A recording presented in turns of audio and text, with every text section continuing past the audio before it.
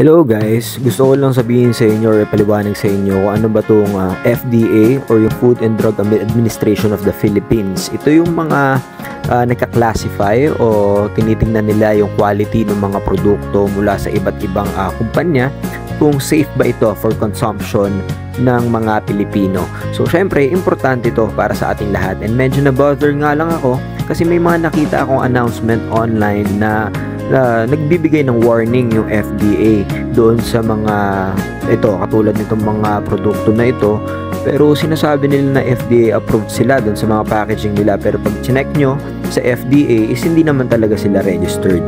So gusto ko ipakita sa inyo and i-compare din to doon sa product namin, doon sa business ko, yung I Am Worldwide Amazing Pure Organic Barley. So kung makikita nyo dyan is FDA approved siya, tapos verified siya, andyan yung registration number, kung anong kumpanya yung mismo nagpo-produce nung barley.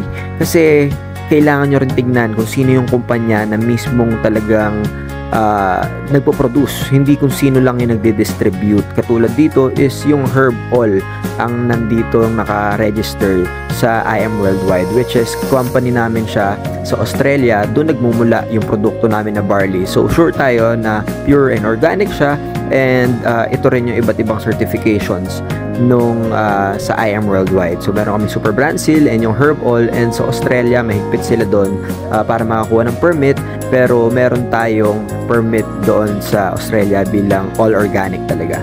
So be careful lang sa mga nasa paligid ninyo and sa mga binibili natin produkto. And also, if interested kayo dito sa I Am Worldwide, pwede kayong mag-message sa akin and pwede rin kayong maging distributor or reseller dun sa lugar ninyo para maabot natin and mailagay natin yung barley dyan sa lugar nyo, and syempre para magkaroon din kayo ng sarili ninyong business. So just message me and be healthy and be wise in making decisions in your life.